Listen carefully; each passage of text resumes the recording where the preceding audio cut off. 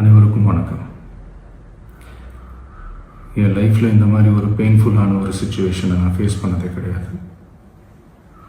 மனசு முழுக்க வலி வலி மட்டும்தான். இந்த சுற்றுப்பயணத்தில் என்னென்ன மக்கள் பார்க்க வராங்க, அதுக்கு ஒரே ஒரு காரணம் தான், அவங்க என் மேலே வச்சிருக்கிற அன்பும் பாசம்.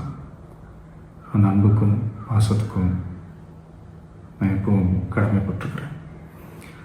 அதனால தான் இந்த சுற்றுப்பயணத்தில் மற்ற எல்லா விஷயங்களையும் தாண்டி மக்களுடைய சேஃப்டி, அதில் எந்த காம்ப்ரமைஸும் பண்ணிடக்கூடாதுன்றதுக்காக தான் அது என் மனசில் ரொம்ப ஆழமாக இருக்கும் அந்த எண்ணம்.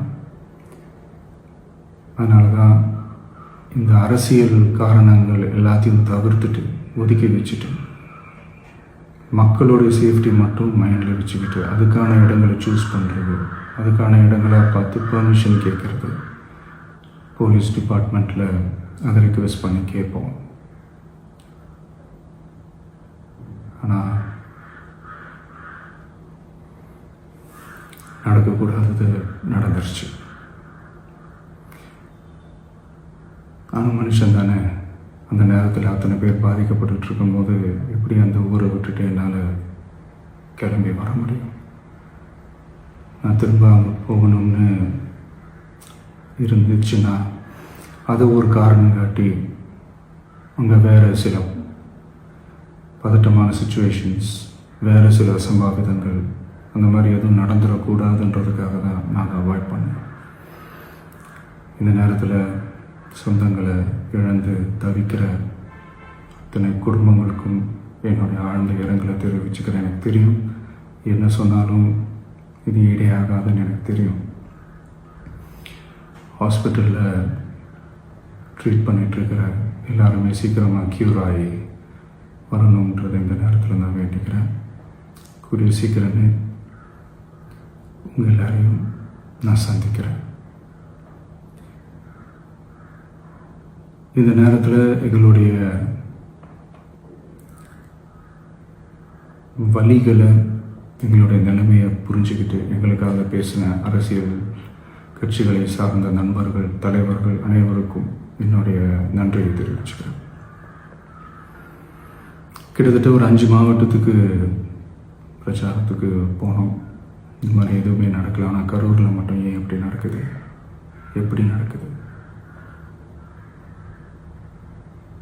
மக்களுக்கு எல்லா உண்மையும் தெரியும்.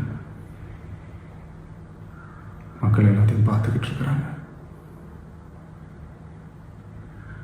கரூரை சேர்ந்த அந்த மக்கள் அந்த உண்மையெல்லாம் வெளியில் சொல்லும்போது எனக்கு கடவுளே நேரில் வந்து இறங்கி அந்த உண்மைகள்லாம் சொல்கிற மாதிரி எனக்கு தோணுச்சு. சீக்கிரமே எல்லா உண்மைகளும் வெளியில் வரும்.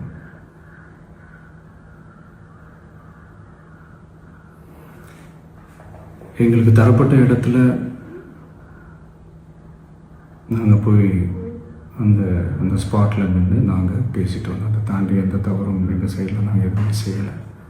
பட் இருந்தாலும் எங்கள் கட்சியை சேர்ந்த நிர்வாகிகள், தோழர்கள் மேலே எஃப்ஐஆர், அது மட்டும் இல்லை சோஷியல் மீடியாவை சேர்ந்த நண்பர்கள், தோழர்கள் அவங்க மேலே எஃப்ஐஆர்லாம் போட்டு இப்போ பிடிச்சிக்கிட்டு இருக்கிறாங்க.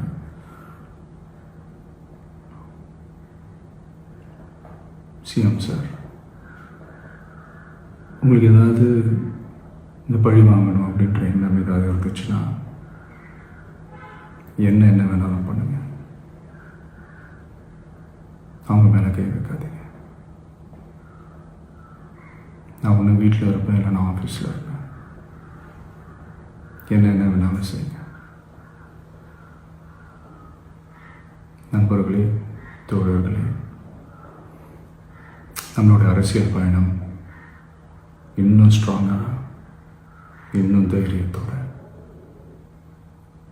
கண்டினியூ ஆகும்.